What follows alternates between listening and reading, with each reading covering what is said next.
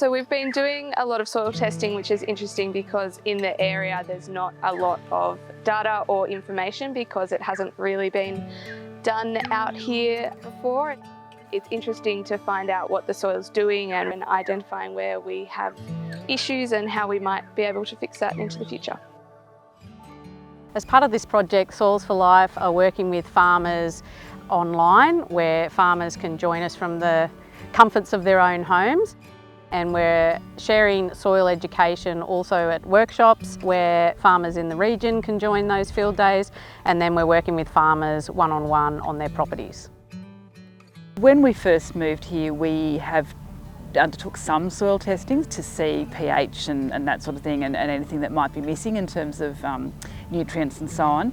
This next deeper level of testing will help us to understand literally what's underpinning our soils, which then underpins our production systems and environment. And I guess we've always had a very strong feeling that soil is the base of everything, and trying to understand it more to get a handle on any information we can is really helpful.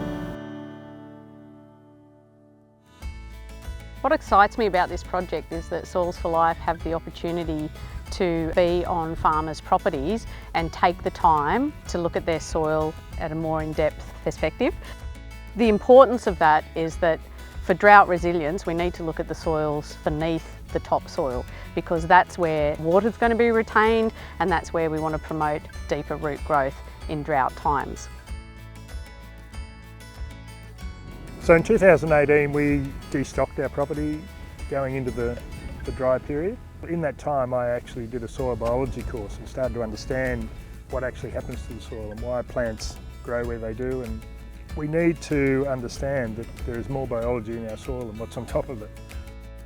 So we have done informal monitoring, things like ground cover, diversity of species and that kind of thing, and I think with this project we now have a better understanding of what we're looking at when we do that testing, and then how that would help with drought preparedness, I guess, is the more you can understand your soils, your paddocks, your environment, the better you can manage it, and whether that's strategic grazing or knowing that certain soils will be less resilient, so protecting them a bit earlier when it starts to get dry, planting different species, so knowing where they will do best or where we might use them best.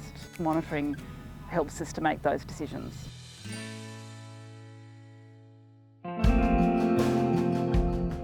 So we chose this site to do our soil monitoring.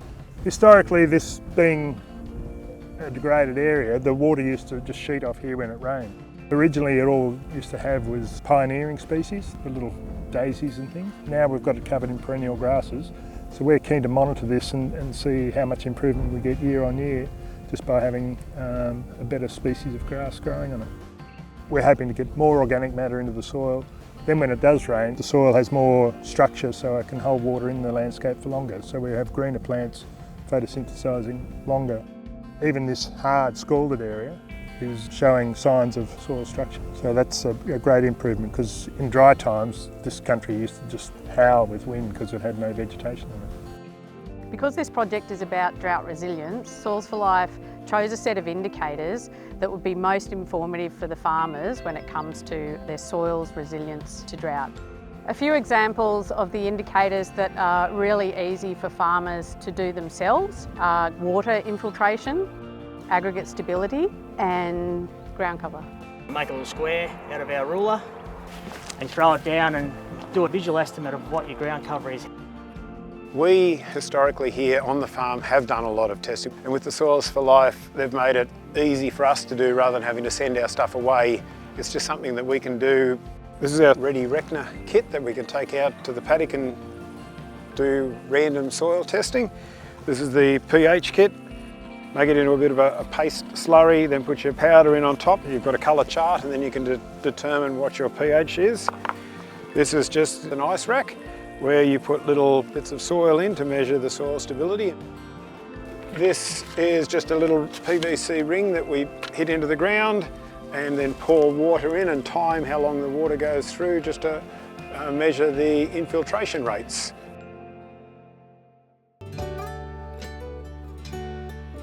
We've been on properties and the farmers, you can actually see their eyes light up when we dig a hole that's deeper than 10 to 30 centimetres, and they see the colour changes and the structure changes, and we get the farmers to hold the soil in their hands and feel it and texture it, and it really does reconnect them and re-establish their connection to soil.